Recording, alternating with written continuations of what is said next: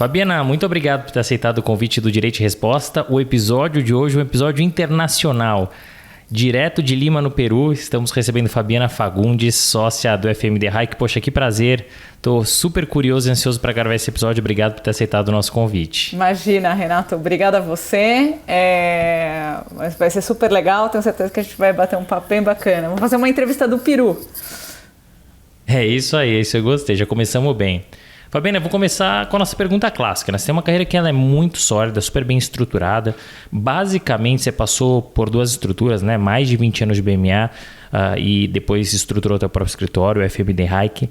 De alguma maneira, essa trajetória ela foi planejada? E se não, quais eram os seus outros objetivos? Eu diria que ela não foi planejada, mas ela foi refletida. Né? A primeira oportunidade de estágio que surgiu para mim foi fazer estágio em mercado de capitais no Matos Filho. Lá pelos idos de 95, mais ou menos, o Sérgio Spinelli me chamou para me contratar.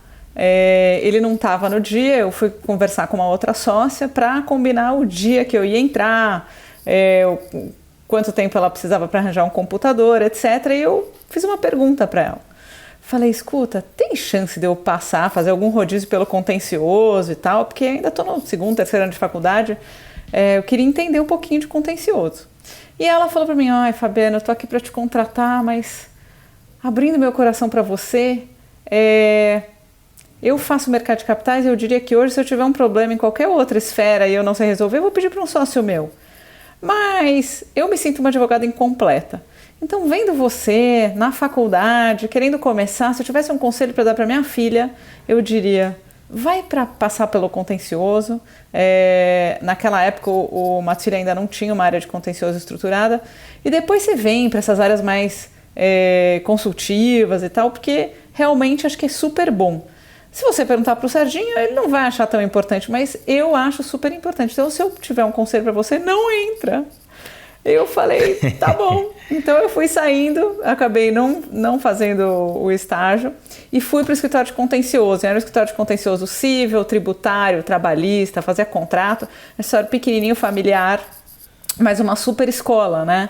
Porque depois das 6 da tarde, o meu chefe, então filho do dono, Paulo Gomes, filho do Dr. Carlos, obrigada turma, ele chegava e fazia simulado da OAB de tributário, porque ele dava aula de tributário também. E aí foi, acho que super bom para o meu começo de carreira. Diferentemente do Chico que falou que ele se curou, né, do tributário, eu nunca consegui me curar completamente. Eu continuo ouvindo vozes, né? Porque quando você vai fazer uma operação de M&A ou de Venture Capital ou qualquer outra transação, não tem jeito, tem umas vozes aqui perguntando qual é a consequência fiscal, que estruturas eu tenho, qual estrutura pode ser mais eficiente.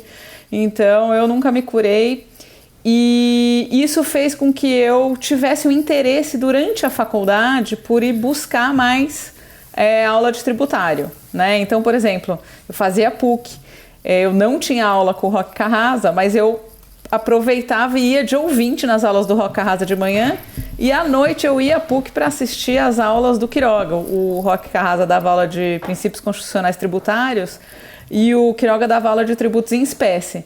Então, estava naquela época, eu tinha certeza que eu ia ser tributarista, né? Então, você pensar, o planejamento não saiu muito do jeito que eu imaginei, mas foi bem legal porque eu acho que me deu uma base boa. Hoje, eu acho que todo bom advogado de transação, né, que a gente chama de transaction lawyer, ou ele tem um cara que ele segura na mão e anda junto todo dia, ou ele tem que ter alguma noção de tributário para saber as perguntas, talvez a alíquota, o entendimento mais atualizado da jurisprudência do CARF ou dos tribunais sobre determinado tema, ele não tenha, né? Mas ele pelo menos precisa saber as perguntas do que pode, isso daqui pode desencadear alguma tributação. Acho que é super importante para advogado de transação saber tributário. Eu gostei da tua resposta, porque pela primeira vez, olha, nós estamos no 54º episódio. As pessoas respondem, planejei ou não planejei. Agora, refletir é a primeira vez. Gostei do verbo, gostei da forma como você colocou. E você tem toda a razão, Fabiana. Eu acho que assim, se o advogado ele puder começar no contencioso, é importante, né? Porque ainda que ele vire um advogado de transação, ele vai saber os eventuais impactos, então ele vai pensar a operação de uma maneira diferente, né? E você tem uma carreira que começou academicamente muito forte, né? Você tem 2 formações, você é formado em Direito e você é formado em Administração. Você é mestre pela Sorbonne, de Paris, e você fez um curso de programa executivo, né, de negociação no MIT, que é uma das principais e melhores faculdades do mundo. O quão importante foi e é essa formação acadêmica na tua trajetória profissional? Eu diria o seguinte, muito importante para te dar uma base. Eu acho que direito é importante para te dar uma base e para te ensinar a fazer raciocínio jurídico, né? Fazer raciocínio crítico, que isso você não tem muito em outros lugares. A faculdade de administração foi muito importante para mim, de um lado, matemática financeira, finanças e contabilidade, acho que foram super importantes, né, do ponto de vista da técnica, para eu conjugar as técnicas dentro da transação, porque é tudo ligado, não tem jeito. Você vai olhar finanças, você vai olhar EBITDA, você vai olhar IFRS, você vai olhar os impactos na contabilidade, consolida, não consolida, controle, minoritário, etc.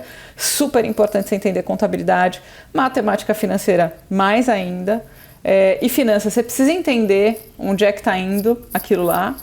E eu acho que para depois, quando você começa a assumir cargos de gestão dentro de um escritório, marketing, RH, estratégia, tudo isso você acaba levando muito para a hora da gestão, né? Então acho que a faculdade de administração me preparou muito. Sem contar o networking, porque na verdade você acaba conhecendo dentro da faculdade de administração alguns dos seus futuros clientes, né? Que é o que não necessariamente você... Bom, enfim, tem a turma que vai trabalhar em jurídico interno de empresa, mas os empreendedores e tal, você conhece muito dentro da faculdade de administração. O LLM foi uma coisa engraçada.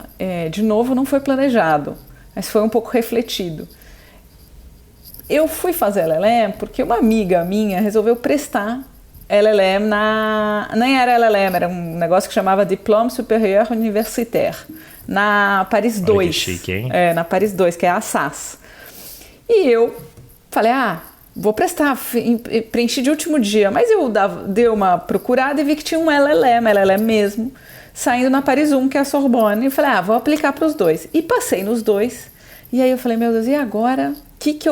Qual que eu vou? Eu morro de medo da lei de Murphy, né? Que você escolhe um, o outro é melhor. Então eu me inscrevi nas 2, falei, vou me inscrever nas 2 e depois eu vou ver qual que é melhor. E aí depois eu fui vendo que o LLM da Sorbonne era mais estruturado, mas tinha uma aula maravilhosa de um cara chamado Denis Mazot na Pantheon Assas, que era imperdível, era aquele cara... você já entrevistou o Chico Musnik, pensa o Chico Musnik versão francesa. Era uma aula polêmica, divertida, profunda, engraçada, tinha assim, fila na escadaria para assistir. As pessoas sentavam no chão para assistir a aula dele.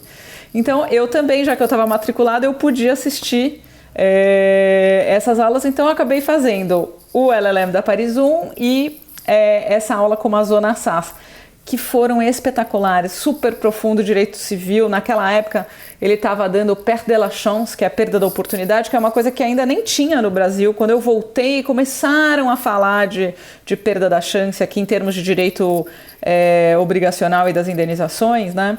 Então, é muito interessante. E acho que assim, foram super bons. Mas a verdadeira mudança na minha vida, em termos de contribuição desses cursos, foi no MIT. Porque em 2014, eu resolvi, era a Copa, no meio da Copa, era um mês de Copa do Mundo, julho, e eu resolvi fazer um curso. Que eu falei, vai estar tudo parado aqui no Brasil, oportunidade perfeita para eu ir, e também vou ficar um pouco mais com meu filho, meu filho já tinha nascido nessa época, e aí eu ia ter esse curso, era um curso curto, falei, vou para esse curso do MIT. E achei que não ia aprender nada. Entrei super de salto alto, Renato, no curso, porque negociação para executivo era o que eu fazia há 14 anos, né? Então não tinha muito jeito de ser tão profundo assim. Pois bem, primeiro dia, só curso de negociação, e eram cases. E as pessoas não estavam lá negociando nada muito para valer, porque eram negociações fictícias, as pessoas já queriam se livrar e ir logo para o coffee break fazer networking, né? E eu não, eu cheguei lá, imagina, eu estava advogando para os fundos de private equity, para as empresas grandes, só tubarão, então eu queria ficar com a mesa inteira sempre, eu queria tudo para mim. E eu negociei e eu praticamente fiquei com tudo de todo mundo, né? E de uma maneira super simpática, porque eu não sou uma pessoa mal-humorada, né? Uma pessoa sisuda, então eu fiz a negociação e eu achei que eu tinha arrebentado naquelas negociações. Chegou no segundo dia, eles plotaram os resultados, que você preenchia um formulário, falando, olha, o que você levou, o que você cedeu e se você voltaria a negociar com essa pessoa. E eu, obviamente, fiquei com quase tudo de todo mundo e caí no segundo tier, não fiquei no primeiro tier.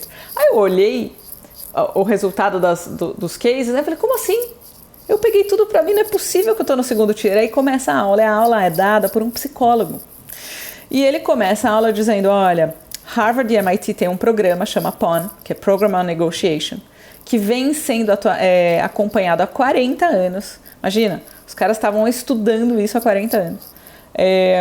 E a gente testa o engajamento de longo prazo e sucesso de longo prazo das partes que entraram numa negociação.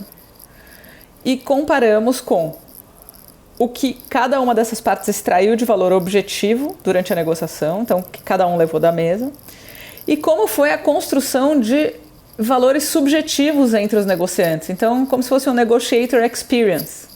E a gente percebeu que quanto maior o rapport desenvolvido entre os negociadores, melhores são os resultados de longo prazo, porque as pessoas acostumam com o que elas tiraram da mesa, o salário, o percentual, os poderes de veto, etc.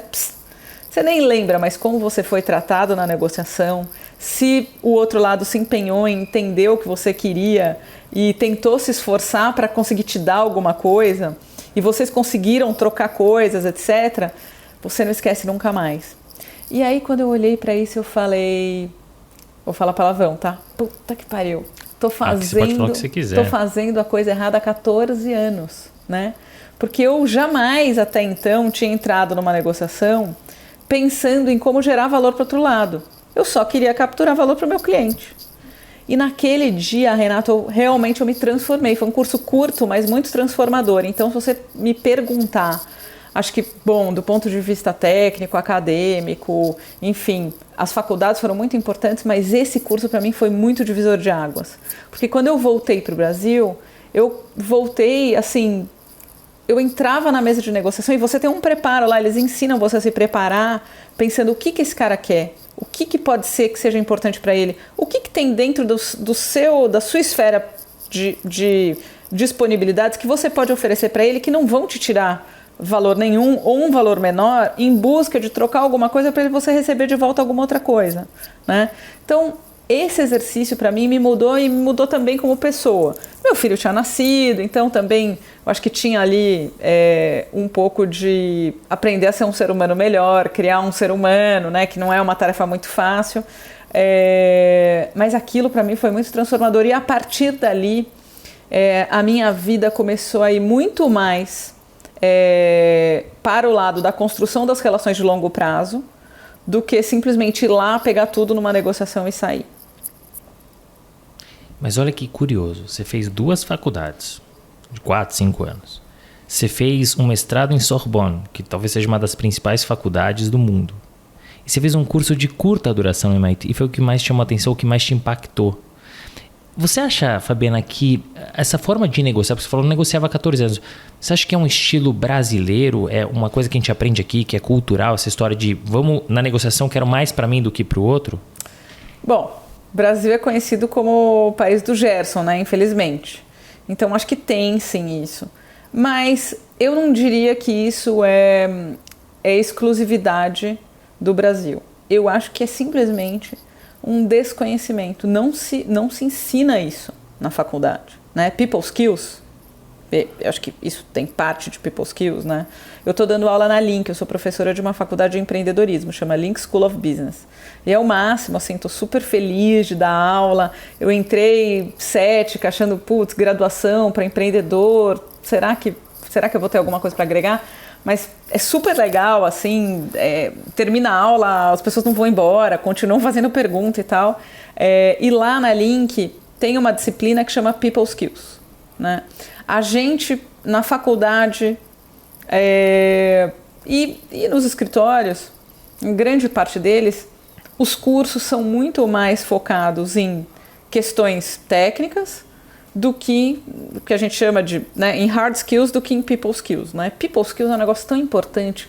Tem tanta gente que eram super CDFs no meu colégio. Eu estudava num colégio jesuíta. E minha mãe uma vez foi reclamar lá que tinha muita lição, né? E o padre chegou e falou: minha senhora, cabeça vazia é a oficina do demônio. Aí minha mãe falou: pensando bem, tem razão, pode deixar ela fazendo bastante trabalho. Então, é conteúdo, raciocínio, técnica e tal. As pessoas precisam começar a ensinar empatia. As pessoas precisam começar a ensinar que o mundo ocorre para cada um de nós de uma maneira diferente. E quando você quer alguma coisa, você vai se comunicar com alguém. Foi uma pessoa no BMA uma vez acho que não sei nem se era um curso, mas ela foi fazer uma intervenção muito legal. E ela mostrou isso, né? Quando você vai conversar com alguém, tem dois lados do seu cérebro, duas partes do seu cérebro que podem se ativar. O córtex, que é o do alto desempenho, e as amígdalas cerebelares, que é o do fight or fly, né? Que é o automático e mecânico. Quando você se vê ameaçado por alguma coisa, você ativa o fight or fly, que é ou como você ganha aquela discussão ou como você se livra daquela discussão. E, na verdade, se você vai à pessoa sem representar uma ameaça para ela, né? Seja profissional, seja, parecer bem perante alguém e tal, ela se desarma e ela consegue criar com você um ambiente de alto desempenho. Então, a Olga Lofred, que era essa pessoa maravilhosa, ela falava: olha, não tem nada contra o instinto de sobrevivência, mas ele é sobrevivência, ele não é alto desempenho. Essas coisas não se ensinam, né? A academia no Brasil, ela está muito mais focada em aulinha de técnica e de conteúdo e eventualmente raciocínio jurídico também, e muito pouco sobre como você constrói relações humanas, né? Como é que você faz para tirar, por exemplo, a vaidade de dentro de um ambiente? Como é que você, mesmo montada na razão, pode fazer com que a pessoa chegue à conclusão sem que ela se vulnerabilize ali perante o cliente dela? Então, o Chico Musnick sempre dizia, né, que o advogado do diabo, no final tem uma cena que ele dá uma risada, o Al Pacino dá uma risada e fala: vanity, definitely my favorite sin. E a verdade é que a vaidade atrapalha muito as negociações, né? Então, se a gente consegue, e não é fácil, tá? Requer uma boa dose de mindfulness e tal, mas se você consegue mapear o ambiente, entender o que está acontecendo ali e quais são os objetivos de cada parte e fazer com que cada um saia ganhando, né? Você não precisa ganhar mais que todo mundo, você já vai estar ganhando. Então, acho que isso faz muita diferença e a gente não aprende isso. E a gente não só não aprende isso, como a faculdade de Direito ela é litigiosa, né? A gente aprende a litigar. Quando você aprende a litigar, você vai para um contrato, a primeira coisa que você pensa é no possível litígio. Então você quer ganhar tudo pro teu lado, né? Então eu acho que não é culpa dos advogados, é a forma como a gente é ensinada. E eu gostei muito que você usou o termo people skills, né? A gente usa muito soft skills, mas é people skills mesmo, né? Então, e eu acho que a gente tem que pensar um pouco mais por esse lado. Eu acho que o mundo muda quando a gente começa a pensar mais na people skills do que em outras coisas, em hard skills, né? Em ganhar a todo custo, né? E você falou da importância do MIT para você, que você fez em 2014. A Sorbonne você fez em 2002, né? Quando você tinha ali 5 anos de formada. Você acha que você acabou indo muito cedo ou impactou você ter ido com 5 anos? Se você fosse mais tarde, como você fez, por exemplo, o curso do MIT, você acha que teria sido diferente? Difícil de dizer, né? Eu acho que eu fiz na hora certa. Eu tenho um negócio, eu chamo de trust the process. Mesmo as coisas que são erradas na vida da gente, elas são colocadas naquele lugar por algum motivo. Elas estão te preparando para algum outro lado. Eu acho que eu fiz na época certa. Eu vou te dizer uma coisa. O que teve de ruim para mim, mas que acabou sendo bom? 2002, 2003 era a época que o Lula estava disputando a primeira candidatura como presidente. O mercado estava muito afoito, ninguém queria fazer nada com o Brasil, etc. Então não tinha trabalho para brasileiro na França, por exemplo. Eu fiquei desesperada com aquilo e saí metralhando os RHs internacionais daqueles escritórios que tem em todos os lugares, com o meu currículo, porque eu falei, bom, na França ninguém vai me contratar, né? Então eu vou colocar o meu currículo para tudo quanto é lugar, porque eu precisava de um secondment para me formar. O meu curso era um curso misto, que tinha uma parte acadêmica e uma parte profissional. E aí eu acabei indo trabalhar no White & Case, mas eu fui apresentada, Renato, como advogada especializada em carnaval. Ou seja, ninguém me pediu absolutamente nada.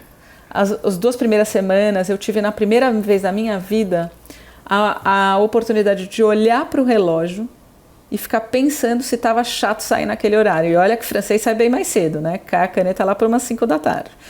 E eu tinha vergonha de sair antes desse horário, mas eu não tinha absolutamente nada para fazer. Então comecei a estudar.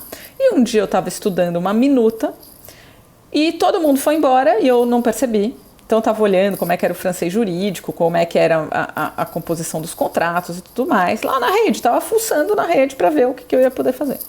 E chegou uma advogada alguns anos mais velha do que eu, e ela chegou para mim e falou, só sobrou você? Eu falei, sim. Ela, então vai você mesmo. Tá bom, olha, eu preciso aqui de uma pesquisa sobre coup d'accordéon, me explicou o caso. Coup d'accordéon é uma sanfonada que você dá no capital. Você reduz o capital e depois você aumenta o capital de novo. Tem umas funções. Inclusive eu fiz um coup d'accordéon recentemente. E aí eu preciso de uma pesquisa. Eu peguei, fui lá, procurei nos livros, fiz um memorando, fiz as atas, entreguei no dia seguinte para ela. Ela, mas não estou entendendo. Como é que você fez isso? Eu falei, você me pediu isso, fiz aqui. Na França, as pessoas só começam a trabalhar depois que elas passam no exame da ordem. Então, o que acontece? Eu, embora tivesse poucos anos a menos do que ela, eu tinha uma experiência profissional de provavelmente uns 5 ou 6 anos a mais do que ela. E ela falou, não tenho condição de rever seu trabalho. Peraí que eu vou dar para o sócio. Aí, chegou no sócio, o sócio olhou e falou, o quê? Você é uma advogada que tem aí seus 5, 6 anos de experiência profissional, tá custando 900 euros por mês, não vai trabalhar comigo aqui. Era um alemão. E aí ele me colocou e ele começou a me entupir de trabalho e eu pegando. Aí num dia, era o dia assim que eu estava fazendo a minha despedida, me formei, passei, apresentei minha tese e tal. Inclusive a minha tese foi sobre o coup d'accordéon. E aí ele me liga, vai entrar um caso novo e tal, não sei o quê. Eu, tudo bem.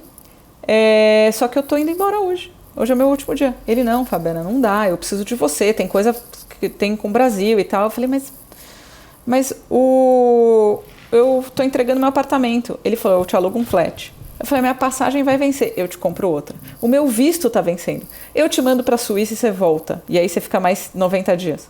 Aí eu fiquei com vergonha de dizer não, porque eu tava me sentindo super grata de ter tido a oportunidade de trabalhar lá. Falei, não vou fechar as portas, ainda vou voltar pro BMA, ainda não posso fechar as portas, né? Aí eu topei e fiquei mais, sei lá, uns 6 meses trabalhando até terminar aquele projeto. E um dia o Paulo Aragão me liga, né, sócio do BMA, e fala, Fabiana, tenho 2 notícias para você. Eu, que bom. Ele, a primeira é que você foi promovida.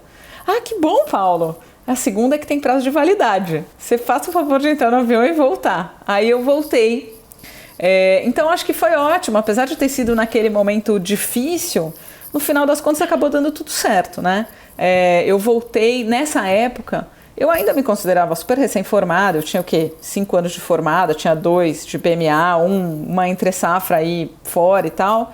E eu peguei uma operação, o Chico Musnick estava na operação e de repente ele me deu um super conselho naquela época, que acho que também foi muito divisor de águas para a minha vida, que foi, a gente estava numa operação fazendo uma opção de compra super complexa, que tinha 7 deslindes, né, e preços diferentes para cada uma das situações. E aí tinha um outro advogado dando as ideias, eu falava, mas isso aí não funciona por causa disso, isso aí não funciona por causa disso, isso aí não funciona por causa disso, mas eu não dava a solução. Aí ele me chamou de lado uma hora, na hora do almoço, e falou, tem pouca gente acompanhando aquela discussão na sala. Você, pelo que eu entendi, é uma das poucas. E você já provou que você é muito inteligente, mas agora você precisa provar que você é construtiva. E aí foi o momento em que eu realmente saí de ser contencioso e virei uma transactional lawyer. Porque assim, fiquei vermelha, vesti o feedback imediatamente, né? E comecei aí, eu fui para uma outra sala e eu mesmo comecei a estruturar os 7 preços de opção. Então, se você olhar para o caminho, né, eu não acho que foi cedo, não. Eu também não acho que quando você é mais velho para ir fazer LLM, secondment, o que acontece é que o custo de oportunidade é muito grande do que você deixa no Brasil. Porque aí você começa a se embrenhar, realmente começar a ficar responsável pelas operações, vai começar a desenvolver relacionamento com o cliente e tudo mais, e aí você tem que largar tudo para ir lá. Às vezes o secondment é muito bom, como no meu caso foi, mas às vezes ele é quase um deluxe visitor, que as pessoas te liberam cedo e tal, para você curtir a cidade, para só estreitar relacionamento com o escritório que você trabalha. Então você acaba dando um downgrade, né, de experiência profissional, se você espera muito. Então acho que estava bom.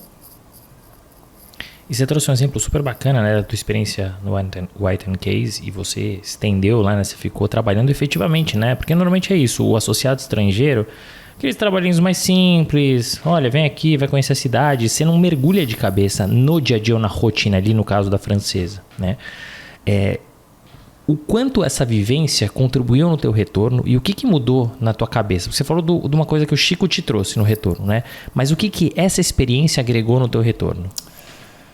Olha, eu acho que você ter a visão de trabalhar no escritório gringo, e o White & Case, por exemplo, é um lugar que tem gente do mundo inteiro trabalhando em Paris, por exemplo. Então, tinha um cara que era libanês, tinha um cara, o Christopher Sepala, se não me engano, era finlandês, que era tipo um super árbitro e advogado de arbitragem. Então, você vai convivendo com culturas diferentes, e quando você vai atender um cliente de uma outra cultura, você também aprende que tem bagagens diferentes ali, que você precisa, japoneses, por exemplo, é um negócio super difícil de você, chinês, é um negócio super difícil de você interagir, porque são culturas diferentes e tem maneiras diferentes de interagir com eles, né? Então, acho que isso é uma das principais contribuições. E outra, que esses escritórios enormes, né, eles têm, uma infraestrutura e uma organização embarcada que são gigantes. Então, tinha uma turma do White & Case que ela circulava todos os escritórios do White & Case dando cursos. Então, tinha um ano que era... Eu peguei, por exemplo, Syndicated Loan. Nunca usei. Mas pensa que você vai dar Syndicated Loan para todas as unidades do White & Case. Olha como você não eleva o conhecimento das pessoas, né? Uma coisa é eu fazer dentro do escritório, eu estou fazendo um curso agora interno de Venture Capital para o meu time, né? Para o escritório todo, mas... É só para mim. São 60 pessoas, quanto muito, né? Porque, inclusive, a gente abriu para o pessoal da administração também, para eles poderem entender um pouquinho de Venture Capital. Então, imagina, o White & Case com uma equipe, ele treinou, 3.000 pessoas. Né? E hoje em dia, inclusive, dá para treinar no Zoom, né? Você não precisa nem fazer as pessoas irem viajar o mundo inteiro. Então, eu acho que tem muito aprendizado. Quando as pessoas voltavam do secondment do BMA, a gente inclusive perguntava, escuta, o que você acha que foi legal, que você acha que merece a gente estudar um pouco mais, aprofundar? Então, eu acho demais, assim, poder ter esses benchmarks. E eu sempre brinco, né? Para você saber o futuro do mercado jurídico brasileiro, basta você olhar para fora, né? Porque eles estão alguns anos na frente, né? Então essa experiência, essa troca, ela é absolutamente fundamental, né? O que você aprendeu aí de novo? O que você consegue trazer aqui para o escritório, né? E essa questão da educação corporativa, que é uma coisa que a gente está começando agora, a gente está engatinhando, lá fora já é absolutamente normal. Você falou de um exemplo, né? De curso ou de cursos que foram dados lá no White & Case. Nos Estados Unidos é obrigatório. Não importa quantos anos você tem de formado, quanto tempo você advoga, você tem que cumprir determinados créditos, você tem que fazer aula, você tem que se atualizar. Aqui não tem isso, né? Total. Que vai até além da educação corporativa. Agora, dando uns passos atrás, a gente acabou avançando. BMA, né? Você pegou o comecinho, né? O berço aqui do BMA de São Paulo. Acho que foi entre as 4 primeiras advogadas aqui de São Paulo. E isso tem um valor muito grande, né? Porque você teve ali no tete-a-tete com o Chico Musnick e com o Paulo Aragão, que são 2 gênios, né? A gente teve a oportunidade, inclusive, de receber o Chico aqui.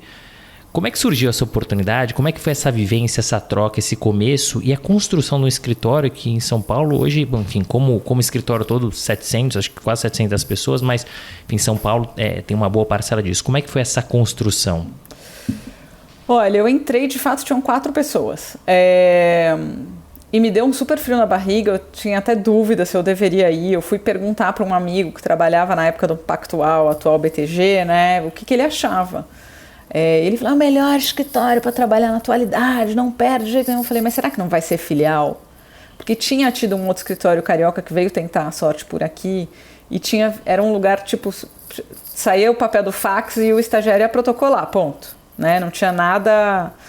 Mas aí eu fiquei sabendo que tanto o Paulo Aragão ia vir, ele estava se mudando para São Paulo, e o Plínio Barbosa, que era o terceiro sócio fundador, na verdade até primeiro, porque o Paulo acabou entrando depois deles dois, também vinha muito a São Paulo. Eu tive com o Plínio aqui, na época das minhas entrevistas, então eu senti confiança de que eles estavam fazendo um negócio para valer, né?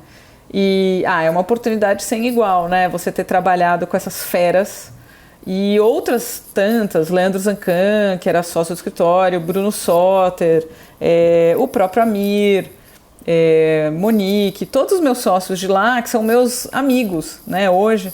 Foi uma experiência muito legal, por todos os motivos. Eu acho que o BMA, ele tem uma coisa, que ele tem uma cola, sabe? A gente brinca que o Felipe Galeia, que é o sócio de contencioso, muito meu amigo, né, ele foi para Harvard fazer aquele curso de Managing Professional Legal Service Firms, ele voltou, ele falou, eu tô Harvard chato.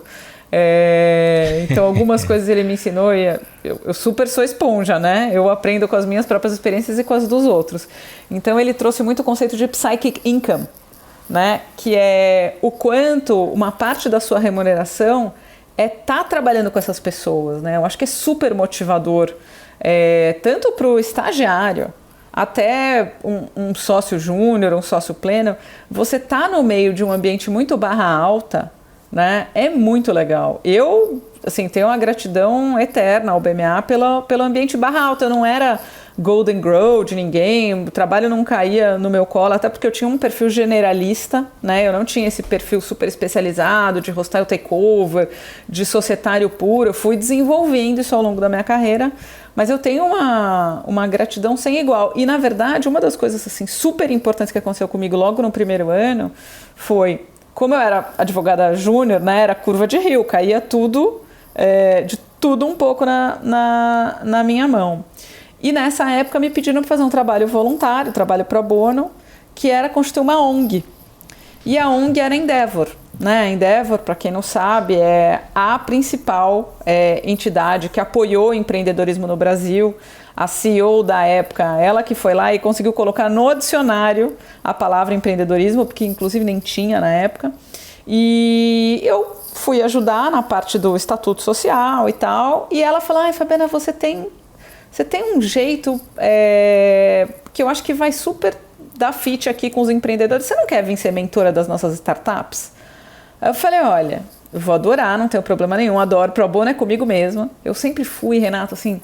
Era até curioso. Eu era a advogada no BMA que mais dedicava horas pro bono todo ano.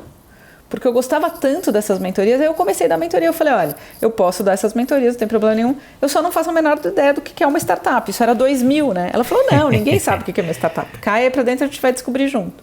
Então eu venho mentorando as startups desde 2000. Né? E isso acabou fazendo com que, logo depois que eu comecei a mentorar as startups, a bolha da internet estourou. Então, todos os empreendedores que dependiam de Venture Capital... O que é Venture Capital? Venture Capital é capital de risco investido em empresas que a gente chama de ativos ilíquidos imaturos. Ou seja, o Private Equity é aquele pedaço onde a empresa já está madura, mas ela ainda é ilíquida, ou seja, ela não está na bolsa. Então, não dá para comprar e vender participação dela toda hora. Você tem uma curva de tempo para esperar o negócio valorizar. E o Venture Capital é o capital de risco muito mais cedo. Tem o mais cedo do early stage, né, que é rodada anjo, rodada semente, pre-seed, seed, series A. Depois você vai evoluindo na maturidade do ativo da empresa, que é series B, series C, e aí você entra no growth, late stage, né, e depois você vai para um exit, que seja um exit via IPO, seja um exit via uma venda para um estratégico, por exemplo. Então, eu comecei profissionalmente, né, trabalhando nas operações super sofisticadas. Então, por exemplo, em 2010, eu vendi uma empresa de tecnologia chamada GRV Solutions para CETIP, que hoje está dentro da Bolsa. E ela foi vendida por $1 bilhão. Então, se já tivesse naquela época o termo unicórnio, a GRV Solutions teria sido o verdadeiro primeiro unicórnio do Brasil. Foi, né? Só não tinha o título naquela época, que era 2010, 2011. Então, profissionalmente, eu tinha acesso a esse tipo de operação, né? Então, super sofisticada, com tudo que você pode imaginar de complexidade. E do outro lado, eu estava mentorando um empreendedor que tinha um PowerPoint ainda.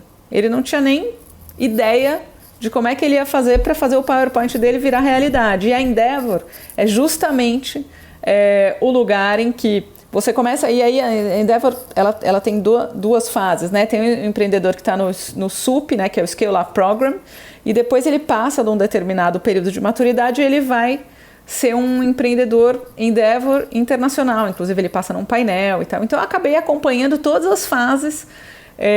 E uma das poucas pessoas, eu nem imaginava que isso ia ser hoje em dia o meu principal trabalho, porque eu estava muito preocupada ali profissionalmente em fazer as operações sofisticadas maduras, né? Tanto eu fiz para o Submarino em 2005, por exemplo, os acqui-hires, que hoje estão populares, né? Eu comecei fazendo acqui-hires para o Submarino em 2005.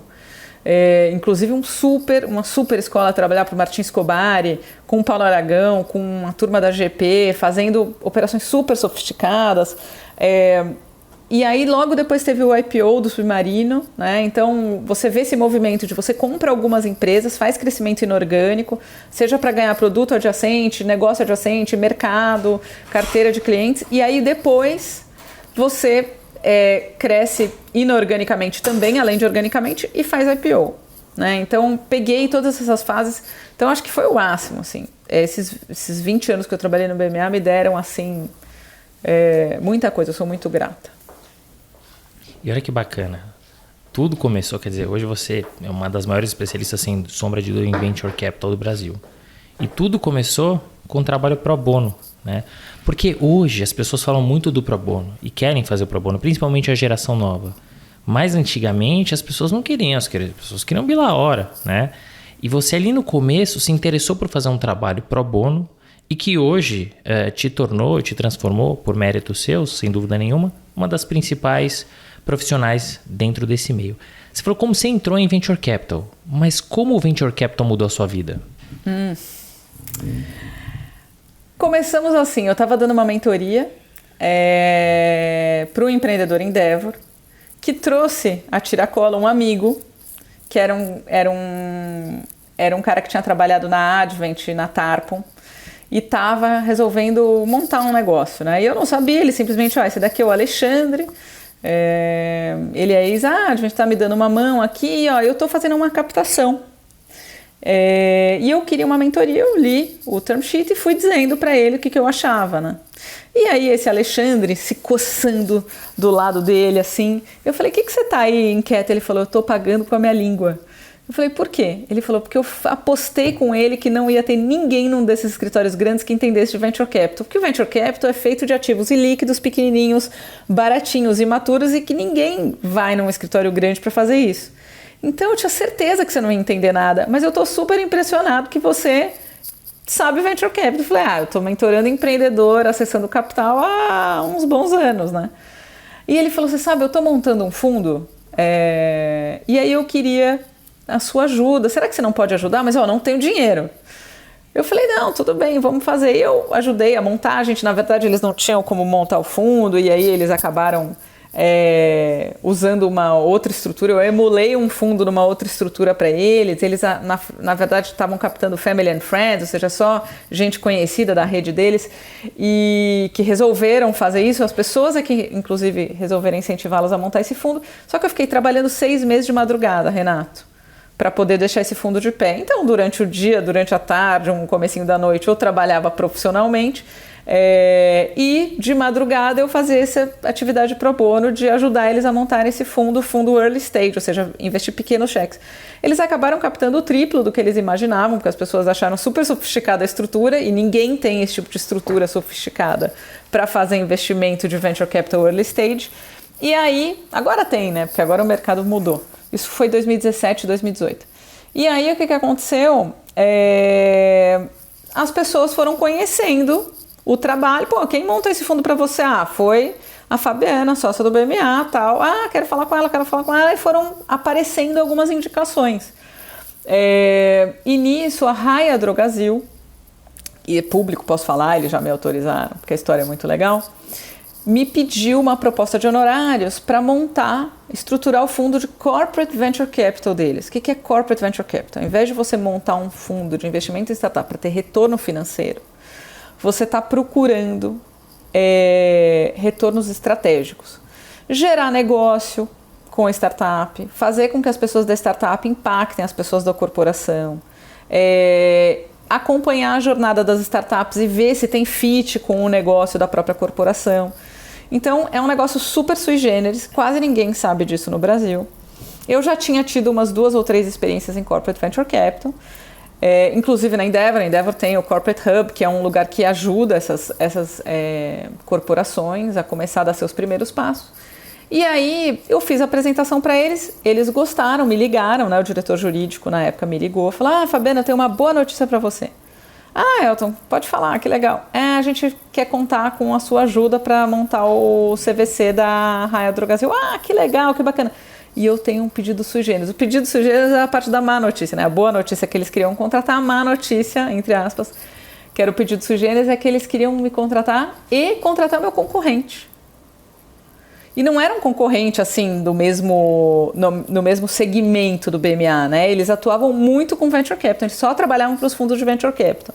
Eu falei: quem é Elton? Ah, é o Rodrigo Menezes, do The Hayek Menezes, e os sócios lá do The Hayek Menezes. Aí eu, putz, isso só pode dar errado, né? Porque você pensa 2 cirurgiões na mesma mesa, operando o mesmo paciente, chance do paciente morrer é gigantesca. E aí eu falei: olha, acho que não vai dar certo isso aí, tem certeza? Você vai pagar 2 honorários? Não, a gente quer muito, a gente acha que vocês têm perfis complementares, a gente gostou muito dos 2, a gente não quer abrir mão de ninguém. Mas olha, se você não quiser trabalhar, a gente vai entender ou não. Eu faço um negócio chamado Barras de Access, né, que é uma ferramenta de expansão de consciência, liberação de crenças limitantes. E eu que fiz ali, fui falar: quer saber, sem crenças limitantes, é possível trabalhar com outro advogado sem se queimar na fogueira das vaidades? Vamos embora. E aí comecei, era pandemia, eu estava trabalhando da praia, da casa dos meus pais na praia. E a gente começou a trabalhar junto com a gente nesse projeto. Tinha uma consultoria internacional.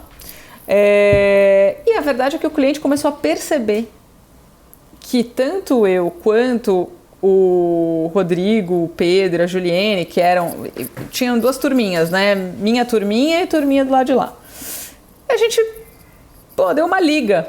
E aí deu uma liga e a gente já criou o grupo no WhatsApp, já começou a trabalhar super competition, né? No Vale do Silício, os concorrentes, eles colaboram, porque para você construir ecossistema, é super importante que você troque um pouco, que você ajude, que você indique pessoas. Então, direto, eu estou conflitada, eu indico meus concorrentes. A gente não fica esperando o cara achar alguém, porque a grande chance dele achar alguém que seja ruim e vá te dar mais trabalho na hora de negociar, porque a pessoa não entende de Venture Capital, é enorme. Então a gente estava se dando super bem e tal. Um dia a gente percebeu que a consultoria começou a dar uns trabalhos que, não eram legais. Tal. Eu liguei para ele e falei: olha, você tá vendo que, não tá funcionando bem e tal? Ele, tô vendo e tal. Eu falei: se você soubesse o quanto essa consultoria deve estar cobrando para fazer isso. Ele falou: Fabiana, quanto eles cobram o negócio deles? Eu pratico barras de Access. Aí eu também pratico barras de Access, né? Aí eu mandei um mantra para ele. Tem um mantra que fala: tudo na vida vem a nós com facilidade, alegria e glória. Ele: não acredito que você pratica barras de Access. A gente tem que se conhecer. Aí a gente acabou se conhecendo. Na pandemia não dava para fazer nada, né? Não dava para sair almoçar. Então você fazia ou uma compra no supermercado ou na farmácia, ou você ia frequentar a casa da pessoa. E aí eu bati um papo com ele, fui caminhar no Ibirapuera com ele. Chegou no final da caminhada, ele falou: se bem que podia vir ser minha sócia, né? Aí eu dei uma gargalhada para ele. Falei: Rodrigo, deixa eu te explicar uma coisa, eu não trabalho no BMA. O BMA é minha família, meu time de futebol, minha religião. Esses lugares a gente não sai, né? Ele falou: tá bom, podemos continuar amigo, então, tudo bem, vamos continuar aí caminhando e tal. Eu falei, você que podia vir pro BMA fazer o Venture Capital, né? Ele, não, Fabiana, não funciona comigo, escritório grande, inclusive não funciona com os empreendedores. Eu acho que você deveria, já que você gosta tanto de trabalhar para os empreendedores, você deveria olhar para isso, porque no fundo, você está querendo encaixar uma bola num quadrado. Os empreendedores eles não alcançam cheques, né?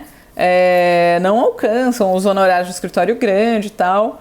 Conversa um pouco com seus amigos. Aí eu fui conversar com o próprio Martin Escobar, que está na General Atlantic, o Paulo Veras, que é da 99 Taxis, que foi o primeiro unicórnio oficial do Brasil, a própria Marília Roca, que foi a CEO da Endeavor no passado, o Felipe Almeida. Fui falar com um monte de gente que eram os empreendedores Endeavor, uma turma lá da GRV Solutions, aquela que eu vendi em 2010, e as pessoas falavam assim para mim, Fabiana, a gente está falando isso há 10 anos para você, pelo menos.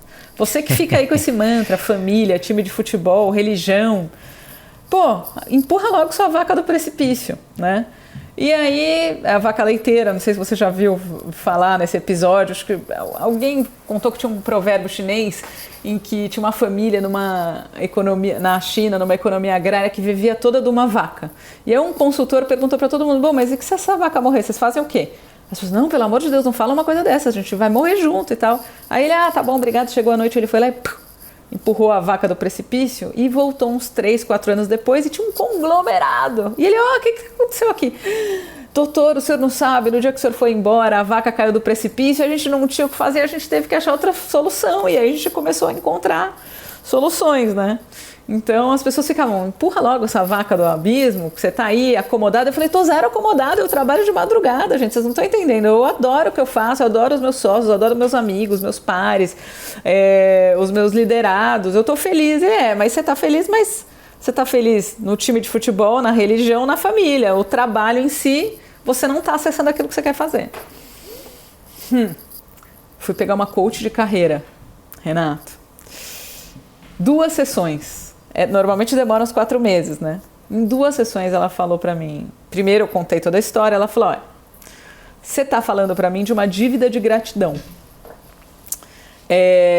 Dívida é dívida, gratidão é gratidão. Elas não caminham juntas. Tira a dívida da equação, fica só com a gratidão e me conta qual o seu propósito maior. Aí voltei na 2ª sessão. Contei toda a história dos empreendedores e tal. Ela falou, Fabiana, você atende os empreendedores para estar no escritório ou você está no escritório para atender os empreendedores? Eu falei, não, certamente o meu propósito maior são os empreendedores e tal. O que eu gosto mesmo de fazer é groom as pessoas para um outro patamar. Eu tinha trabalhado para executivos de publicidade, que também eram empreendedores, mas eles se consideravam simplesmente uma pecinha da engrenagem, eles não viam o valor que eles agregavam. Então a minha vida toda foi muito de tentar elevar as pessoas, ajudar com que as pessoas pudessem crescer como seres, como indivíduos dentro de uma corporação. Ou então ajudar eles a se capacitarem para empreender. E ela falou, aí eu falei, mas eles não estão lá por causa do BMA, eles na verdade vivem falando que eles estão lá apesar do BMA. Aí ela falou, então tem uma coisa para você pensar, né? Aí matou. Aí a última pessoa com quem eu fui falar, por incrível que pareça, foi um concorrente, que era o Sérgio Spinelli, lá o meu primeiro oferecedor de vaga de estágio, né? Conta a história, ele já tinha saído do Matos Filho. Eu fui conversar com ele, ele falou, olha, quando a pergunta não para de voltar, você já decidiu, você só não teve coragem de bancar. Mas dito isso, Fabiana, eu queria te dar um conselho. A sua saída pode ser que machuque muito o BMA. Você veste muito a camisa, você transpira, respira, inspira. Então, você está pensando em sair? Você já pensou em sair? Pensou como você vai fazer? Quem você vai levar? Eu falei, nossa, eu nem pensei nisso. Ele falou, então, eu ia dar uma sugestão para você. Sai sozinha e não faz um rachado. Porque se você começar a levar cliente e gente debaixo do braço, aí você vai perder o seu time de futebol, sua família e sua religião. Você sai sozinha e vai fazer uma coisa que não é concorrente necessariamente, claro que em algumas situações são adjacentes e que podem ter um overlap, você vai ter seus amigos para sempre. Aí foi o melhor conselho que alguém me deu na vida, porque de fato, se alguém não tivesse me falado isso, eu talvez não tivesse parado para pensar sobre isso. Então eu resolvi, isso foi um sábado, na segunda-feira eu avisei que eu ia sair, eu queria fazer outras coisas, eu realmente queria fazer uma outra coisa que não era simplesmente fazer as operações, sabe? Eu queria muito engatar nessa jornada com os empreendedores, de uma jornada em que eles vão crescendo e a gente vai acompanhando a jornada. E aí foi super legal, assim, foi muito doído, foi um momento de, assim, choro incontido de acho que umas 3 semanas. Até hoje, de vez em quando, eu gosto tanto, né? São pessoas tão queridas pra mim, que de vez em quando eu ainda tô em projetos em conjunto com eles, em algumas coisas que a gente vê sinergia pra fazer junto, e não tem esse negócio de competição, sabe? Logo as primeiras reuniões que eu tive, que eu ainda estava, né, em projetos em conjunto, eu fechava o vídeo para dar uma chorada e voltava, porque quando você tem amigos, né, é muito difícil de você fazer esse desligamento, mas eu sentia que, assim, era muito a coisa certa a fazer e foi muito legal. Foi realmente, era a coisa certa a fazer, estava na hora. Poxa, que história bacana.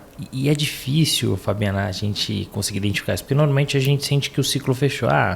Não estou mais aprendendo, não tenho mais desafios, não vou conseguir crescer, e aí você acaba buscando ativamente o movimento. No teu caso foi completamente diferente, foi muito ligado ao propósito, e tudo que você trouxe aqui são conselhos muito importantes, né? A história da pergunta aqui fica voltando. Eu acho que a forma como você saiu foi uma forma muito interessante. As coisas acontecem como tem que acontecer, são consequências. As pessoas que te procuraram, depois a gente vai falar um pouquinho sobre isso, mas natural. Uma coisa é você ser procurada, né? O cliente te procurar, a tua equipe te procurar. Você não provocou essa situação, né? E aí você conseguiu sair no melhor dos mundos, né? Quer dizer, saiu bem, manteve a amizade, né? Aquela história de família e de time de futebol continuam, mas agora você está numa outra estrutura, na sua estrutura, na sua placa, né? Então isso é muito bacana, a forma como ela foi conduzida. Mas foram 20 anos de BMA, né? Antes da gente passar para o FMD Hike, 20 anos de BMA. O que você tira? Qual que é o saldo? Assim, seja positivo, negativo, sobre a tua história no escritório? Ô, Renato, tenho que me segurar para não chorar. Acho que foi uma história de amor. Eu fiz um Partners Retreat recentemente no FMD Hike, né? E a gente estava falando das características que a gente quer para o time, né? E a gente colocou lá algumas coisas e a Cris Rebelo Viennet, que é minha sócia hoje, ela já trabalhou no BMA, no Machado Mer, depois ela foi para a BRF, ela falou, acho que está faltando uma coisa aí nessa listinha. O quê? Ela falou, amor, Fábio, você era a pessoa que, assim, quando alguém falava que ia embora, você ficava triste, porque, puxa, você tinha um amor, né? Então eu acho que realmente ficou muito amor, né? Saudades são o amor que ficou. Eu acho que... Eu tô lendo um livro, eu já li esse livro antes, eu até trouxe ele aqui comigo, ó. How Will You Measure Your Life, do Clayton Christensen. Esse cara é um autor, é um Harvard professor que escreveu The Innovator's Dilemma. E ele fala uma coisa que é muito legal, que ele está falando sobre remuneração, bônus, etc., incentivos intrínsecos e extrínsecos. E ele começa a fazer uma provocação sobre remuneração com uma aluna, e a aluna, ele fala, como é que eu faço para aquele cara fazer aquilo que eu preciso que ele faça? Ela, estabelece uma meta, paga bônus. E como é que eu faço para ele não negligenciar as outras? Aí fala, põe meta para tudo e bônus para tudo. Ele falou, e os outros caras que estão trabalhando com ele? Põe meta para todo mundo e bônus para todo mundo. Ele falou, então ao final do ano eu tenho um monte de mercenários. E na verdade, se você olhar para as organizações onde tem o maior nível de engajamento, você vai ver que as pessoas estão ou em ONGs ou no exército. Elas não ganham bem, mas elas se sentem muito apaixonadas por aquele propósito que elas têm. Então, assim, eu acho que se você consegue construir uma organização onde as pessoas se identificam com o propósito, claro, e aí ele mesmo diz isso no livro, né? Existem 2 componentes de felicidade. Primeiro é ter um ambiente rígido. Você ganha minimamente para pagar suas contas e prover para sua família, que é o que ele chama de rigidez, né? E a segunda coisa é a motivação. E dinheiro não pode ser motivação. Por quê? Porque você acostuma. Minha mãe sempre dizia, o pior da miséria e da fortuna é que você acostuma com elas. Você acostuma com a sua remuneração. Você acostuma com a remuneração alta ou baixa, você vai adequando seu nível de vida para ela e de repente ela não é mais fator. Né? Pode ser que seja nos primeiros 6 meses, mas dali a pouco você acostumou. Então você não pode colocar a remuneração como um fator de motivação, ele é um fator de rigidez.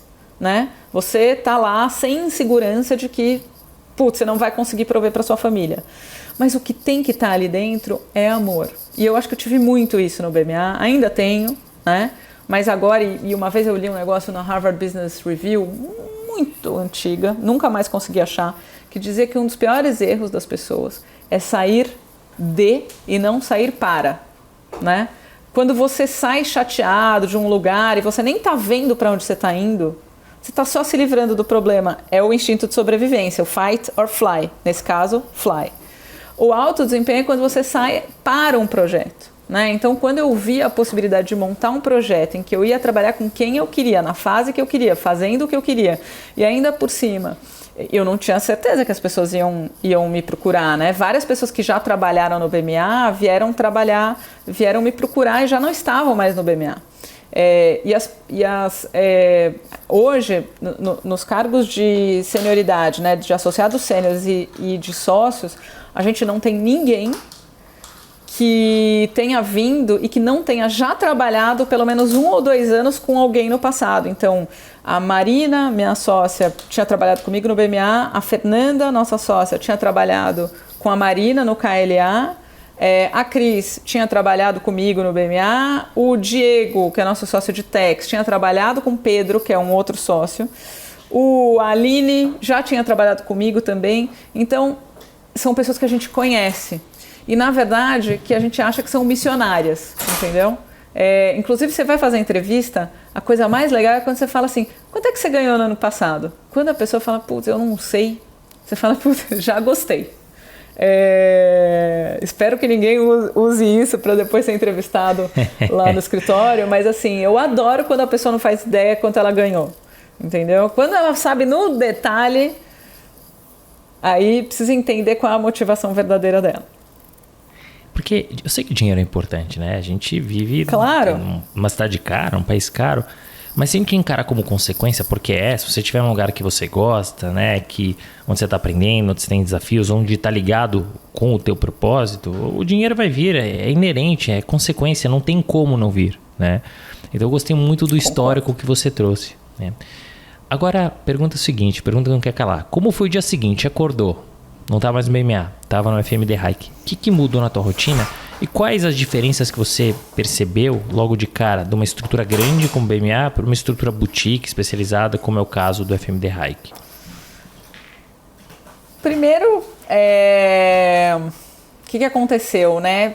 Eu comecei e assim, eu não avisei Latin Lawyer, não avisei nenhum desses rankings, nenhuma dessas publicações, eu fui fazendo um soft opening. Então, a ideia era inclusive para vir leve, para a gente começar a organizar pequenininho e tal. Então, os primeiros dias foram mais da gente começar a trabalhar no que tinha, né? Tinha um cliente que foi a Valor Capital, também posso falar que eles já deixaram, que eles me ligaram, eu estava saindo. Fabiana, a gente resolveu te contratar. Eu falei, acabei de me desligar. Ele falou, eu falei, quer que eu indique alguém no BMA? Ele, não, quero trabalhar com você. Eu falei, mas eu tô ainda me desligando, né? Não tenho nem papel timbrado ainda. Ele falou, Fabiana, eu que aprovo, me manda do Gmail aí a proposta de honorários. Então foi assim, começar a sair de uma estrutura de 700 pessoas em que você tem diretor de RH, diretor de Business Development, de marketing, financeiro, um cara que opera uma planilha como ninguém, ter participado de 10 anos do comitê diretor do escritório, discutindo remuneração, discutindo promoção. Putz, você tem um conhecimento ali, mas você não tem esses mesmos recursos para fazer no escritório pequeno, então você tem que jogar nas 11. Né? E ainda atender cliente, que na verdade deveria ser o primeiro propósito. Então foi super desafiador. Eu continuo achando, não acabou ainda os primeiros dias, né? Já faz 18 meses, mas eu ainda me acho em construção. Acho que o escritório ainda vai mudar, vai aprender, são como as startups, elas vão se ajustando, entendendo onde é que é o lugar delas e tal. Então ainda está sendo, mas eu acho que assim, é desafiador, mas é muito legal, porque por outro lado, é o jeito que você quer fazer, com pouco só, você tem que alinhar com pouca gente, né? Escritório maior, putz, tem 1000 instâncias de governança e tem 1000 agendas. O David Meister, que é um Harvard professor também, que fala sobre professional service firms, ele fala que tocar advogado, você tem que tocar que nem como se você toca cachorro com hidrante, assim. Porque é muito difícil de você fazer todo mundo para o mesmo lugar, né? Que cada um tem seus próprios...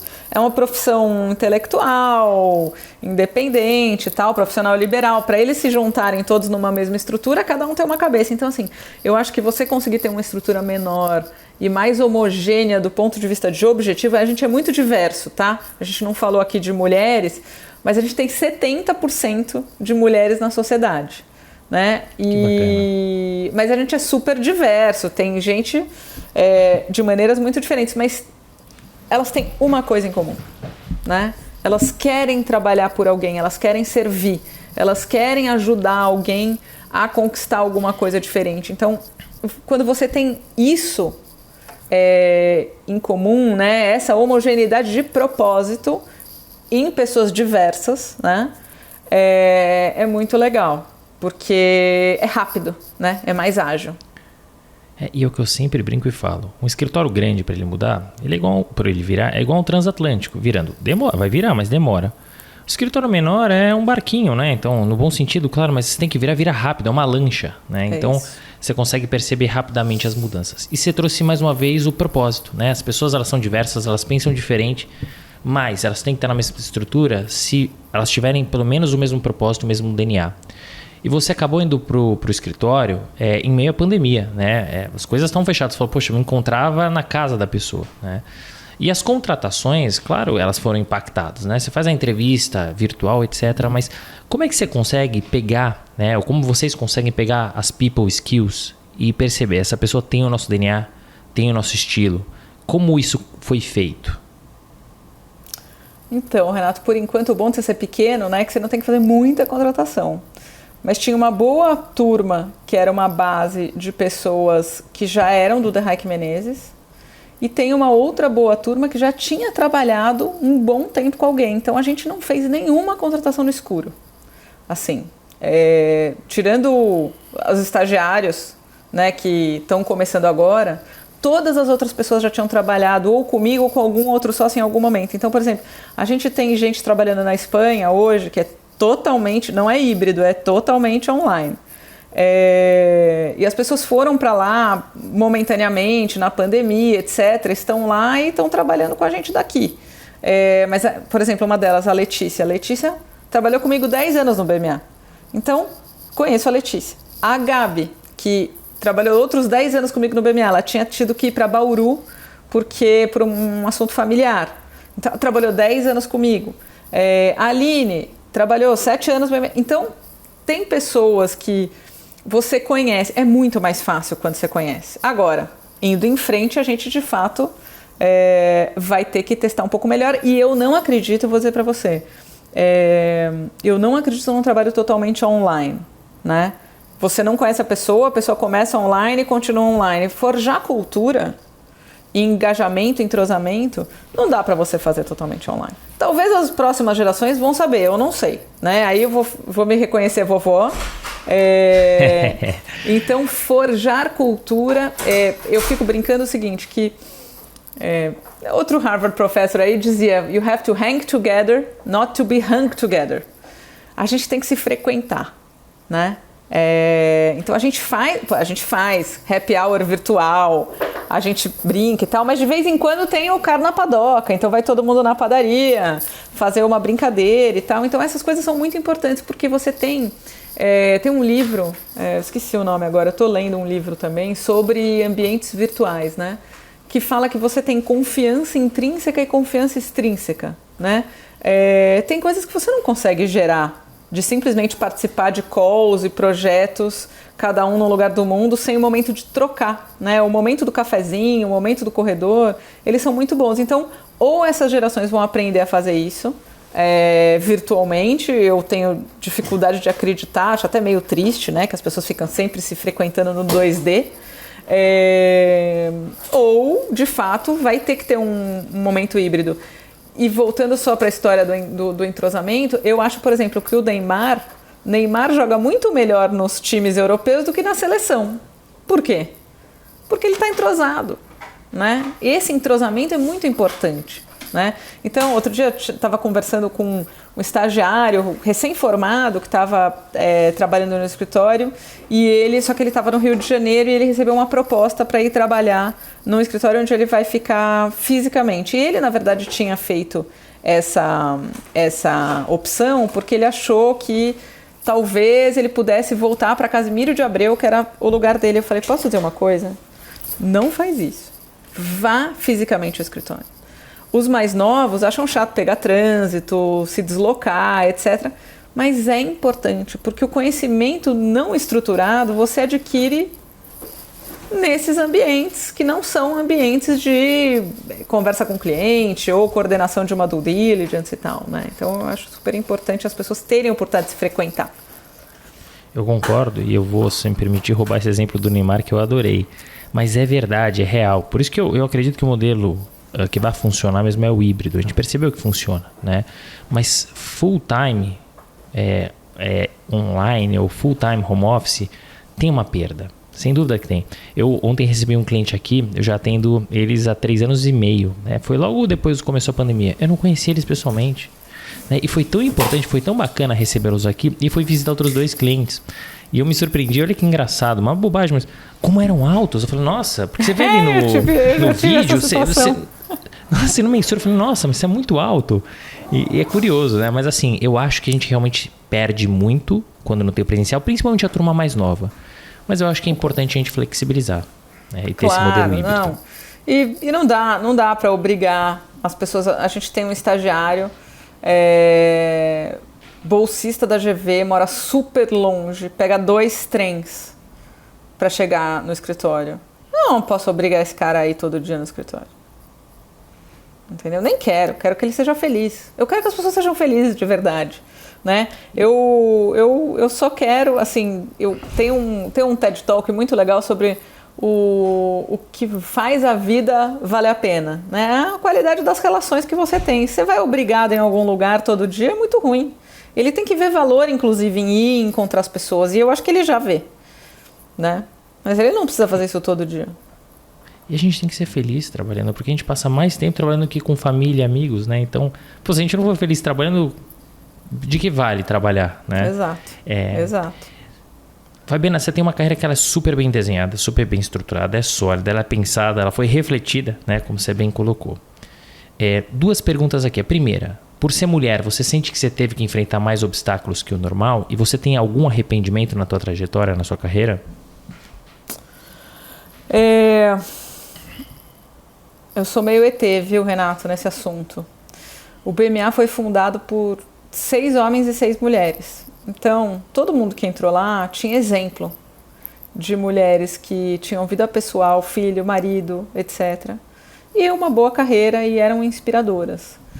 Então, eu acho que quando você tem exemplo, as portas já estão mais abertas. É diferente de alguns outros escritórios que só tinham homens, né? Então, a gente sem programa nenhum, lá na época, BMA Mulher, ou todos os outros programas de empoderamento feminino, a gente já tinha quase a metade da sociedade composta por mulheres, simplesmente porque a gente tinha exemplo e a gente conseguia acreditar que aquilo era possível, né? Mas uma vez, num desses programas que a gente resolveu falar, bom, já que a gente é tão bom de ter mulher na sociedade, vamos entrevistar umas mulheres clientes. E aí a gente entrevistou gente na GM, na Embraer e na Souza Cruz. E as 3 falaram, olha, como é que vocês lidavam com isso? Você teve algum aspecto? Ela falou, não, tive sorte, não aconteceu comigo, não tinha machismo. E assim, carro, cigarro e avião são segmentos que naturalmente tem muito mais homem do que mulher, né? Não é cosmético, né? E é óbvio que a diferença não é o que aconteceu com elas, é o que elas fizeram com aquilo, né? Eu acho muito isso. O que importa na vida não é o que acontece com você, é o que você faz com o que acontece com você. Então, se a pessoa pega e se vitimiza e vai para o mimimi, não sei o que, ela está se justificando, né? Se a pessoa olha para aquilo e fala, beleza, é isso, mas é isso que eu vou fazer, isso aqui vai me fazer uma pessoa até mais capaz, Eu acho que é muito mais simples. Eu não tive, Renato, dentro do BMA, nenhum obstáculo. Eu nunca me senti preterida em relação a nenhum homem. Claro que cliente gosta de tomar chopp com homem e tudo mais, a gente não tem muito assunto para isso, mas isso nunca foi um fator determinante para mim, que me deixou para trás, nada disso, eu realmente não percebi. Pode ser uma miopia minha, tá? Que falei, vou ficar aqui me preocupando com isso ou não, vou trabalhar. Agora, o que eu acho que falta, não só nos escritórios de advocacia, mas na sociedade em geral, elas entenderem a importância que é o empoderamento da mulher como profissional, não dentro do escritório, mas em casa. Porque o que acontece em grande parte das pessoas é que a mulher, sem ter as conversas dentro de casa, ela automaticamente, depois que ela tem filho, ela já começa, vou pegar mais leve, eu que vou em todas as consultas do pediatra, eu que vou em todas as reuniões de pais da escola, eu que faço parte do grupo de WhatsApp da escola. Então, o que acontece? Ela pega para ela, sem ter uma conversa, 50-50 dentro de casa, todas as funções da maternidade, da paternidade, né? E eu acho que isso é muito mais determinante. Se você for olhar para as mulheres, minhas sócias, por exemplo, todas têm maridos parceiros, entendeu? Que ajudaram na hora que era importante, entenderam que a mulher tinha um papel importante dentro do escritório e, portanto, foram parceiros. Então, o que eu acho... Tem um livro da Sheryl Sandberg, né, que chama Lean In, que é Incline-se, né, porque ela falava que ela ia em umas reuniões que as mulheres sempre sentavam na segunda fileira das cadeiras, nunca na primeira na mesa de reunião. Mas incline-se também em casa, né, porque eu acho que isso é muito mais fundamental do que dentro do trabalho. Tem gente com realidades diferentes, eu já ouvi relatos horrorosos, né, de situações super machistas e tal, mas eu acho que tem um alto preconceito que também joga contra. Né? Inclusive dentro de casa a pessoa nem tem essa conversa, ela nem sabe que ela pode ter essa conversa. E esse é um ponto importante que você traz, né?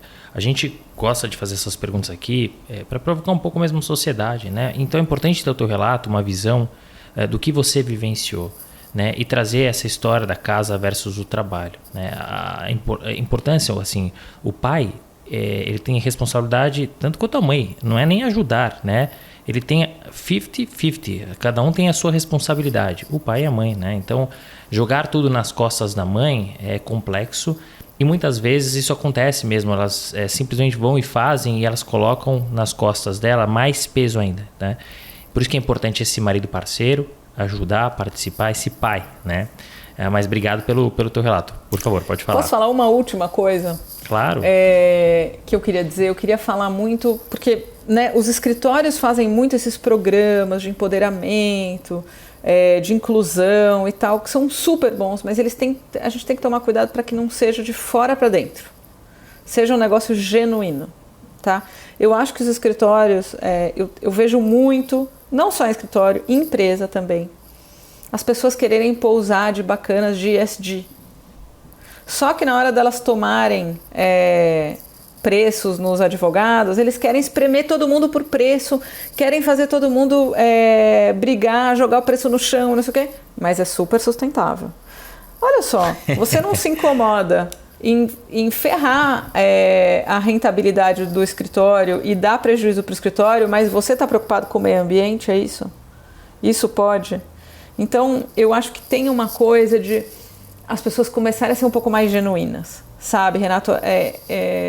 Uma das coisas que eu vejo, os escritórios grandes estão muito pressionados, inclusive porque os clientes, e o Quiroga trouxe isso para a sua entrevista sobre tecnologia, que ele segmentou os trabalhos dos escritórios em 4, né? Eu segmento bem parecido. Tem o trabalho Rocket Science, o Gray Hair, o Procedure e o Commodity. As empresas hoje, elas estimulam os profissionais a tentarem contratar Gray Hair e Rocket Science, comparando tudo como commodity. Os procurements das empresas, eles fazem cotação de preço de advogado como eles fazem de clips. Então, o que eu acho assim, que a gente tem que tomar um super cuidado para não entrar nisso. Isso é diferente quando você fala, você quer saber o que vai acontecer no nosso mercado jurídico, olha para fora. Fora não tem isso. As pessoas pagam um advogado e elas escolhem advogado não é por preço. Elas escolhem advogado por quem está aqui, quem é o meu trusted advisor, quem vai segurar na minha mão, quem vai fazer as provocações, né? Então, uma vez aprendi uma história que era, pensa numa pizza como todo conhecimento do mundo, né? E uma das fatias da pizza é aquilo que você já sabe, só precisa pedir para o advogado escrever, né? O que eu sei que eu sei. Depois tem a segunda fatia da pizza, que é você tem um problema fora da sua esfera de conhecimento e você então expande o seu conhecimento para a segunda fatia da pizza para poder resolver o problema. Então, a primeira fatia da pizza é o que eu sei que eu sei. A segunda fatia da pizza, até que ela se torne o que eu sei, é o que eu sei que eu não sei. Acabei de descobrir que eu não sei resolver, né? E tem outras 6 fatias da pizza, que são, se uma é o que eu sei e a outra é o que eu sei que eu não sei, as outras 6 fatias da pizza são o que eu não sei que eu não sei. O trusted advisor de um cliente é o cara que faz provocações, né? Que pergunta coisas que não estavam passando totalmente batidas e below radar do cliente. E tem uma grande diferença entre esse advogado e o advogado que faz uma emissão de debêntures, né? Que é um trabalho super repetitivo e tal. Então, o que acontece? As pessoas estão cotando, e acontece comigo também, tá? As pessoas cotam advogados e depois eles voltam e falam, olha, fulano e ciclano estão fazendo esse preço, você não quer cobrir? Eu falo, olha, eu acho que aqui a gente está falando de uma coisa diferente. Então, se eles estão fazendo por esse preço e para você está suficiente eles, eu prefiro que você vá e trabalhe com eles. Porque, na verdade, aqui a gente trabalha uma outra coisa, a gente entrega uma outra coisa, né? Então, a minha aula de marketing lá da faculdade de administração tinha um negócio, uma professora de marketing que me falou, a diferença entre valor agregado e valor percebido é como um controle remoto. Você tem zilhões de botões ali. Você usa o power, o canal e o volume. Se a pessoa não tem sensibilidade ou necessidade ou demanda para outras coisas que eu tenho para entregar, não sou eu a melhor advogada para esse cliente, né? E eu acho que os escritórios estão perdendo isso. Eles têm lá, né? Pô, as pessoas têm que entregar meta, não sei o quê, faz qualquer preço, não quer deixar de jeito nenhum de trabalhar para o cliente, então faz. Mas a verdade é que eles estão trabalhando, tem gente trabalhando no prejuízo. Assim, eu vejo uns preços que eu fico assim, falando, olha, se fosse uma coisa que você resolve apertando um botão, dá para entender, né? Se fosse um negócio que você usa robô, dá para entender. Isso aqui é um trabalho de estruturação, é um trabalho multidisciplinar, tem uma série de coisas envolvidas, tem que queimar a mufa para fazer, né? Ou então você tem que ter sido o cara que sabe fazer isso já há muito tempo, e eles, na verdade, querem comparar por preço. Então, eu acho que, assim, precisa uma reflexão dos próprios clientes, né? Sobre até que ponto eles são ESG para inglês ver e o quanto eles se importam com os fornecedores, né? E a comunidade que está em volta deles, e os stakeholders. Então, essa era a minha última contribuição. Meu grande arrependimento, que ainda não é um arrependimento, mas é um incômodo, é que eu não consigo ainda traduzir, até porque está sendo juniorizado, né? Os cargos de escolhedores de advogados em uma boa parte dos clientes está sendo juniorizado, os prazos estão mais curtos e as pessoas não sabem a diferença, né? Quem não teve um longo prazo, né? Quem não trabalhou aí 10 anos e viu uma operação dar problema porque contratou um advogado barato que saiu caro, não sabe a diferença, né? Então não é meu arrependimento, é muito mais meu incômodo. Mas, Fabiana, eles só vão aprender vivendo, né? E vendo, né? Vão deixar de contratar escritórios. Eu vou te dizer, Renato, eu sou feliz porque os meus clientes são clientes de longo prazo, normalmente, né? 10, 15 anos e tal, trabalhando para mim. Agora vem novos, mas normalmente, inclusive, eles vêm por indicação, né? Não vêm por marketing, não vêm por ranking, não vêm por publicação, porque, na verdade, é uma profissão muito de confiança.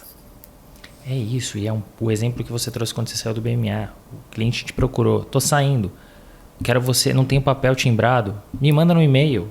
Então, esse tipo de coisa é o que é o importante, né? Esse cliente que tem um engajamento, que clica, que linka com você, né? Claro que não vai ser sempre isso, mas também acho que os escritórios eles têm que olhar um pouquinho mais e falar, não, peraí, isso aqui não, né? Que é um pouco do que você trouxe lá do Vale do Silício, né? Que os concorrentes se ajudarem, porque você ajuda o mercado. Se você joga o preço lá embaixo, acabou, não sobe nunca mais, se ancorou lá embaixo. Né? É isso mesmo. O Dumping, inclusive, está cortado dos livros de administração, inclusive. Que não é uma prática que funciona. Não, eu lembro que eu aprendi no cursinho, eu me lembro disso. Não foi nem na escola, mas é isso, né? Você joga ancora lá embaixo, acabou, você não volta nunca mais, né? Você pode quebrar o teu concorrente, mas você se quebra no futuro, porque você não vai conseguir alavancar o preço de novo, né? Então, e lembra daquele ambiente rígido? Como é que você remunera os seus profissionais para prover para as famílias deles se você faz qualquer preço para pegar o trabalho? Já passa a ser um ambiente tóxico. Não, e você sufoca, né? Porque você tem que entregar, você pressiona os seus associados, fica um ambiente ruim, tem turnover, enfim. Aí vira uma bola de neve, né? Exato. Então é muito importante, assim, importantíssimo isso que você trouxe. Poxa, esse bate-papo tá muito legal. Eu queria ficar aqui com você, Fabiana. Tá muito legal mesmo, assim, né? Muito aprendizado, muita história. Eu adoro quando os nossos episódios têm histórias, né? E com muito aprendizado. E é um pouco do que você trouxe, né? De tudo que você viveu. Mas se você pudesse fechar esse bate-papo com algum conselho, qual seria?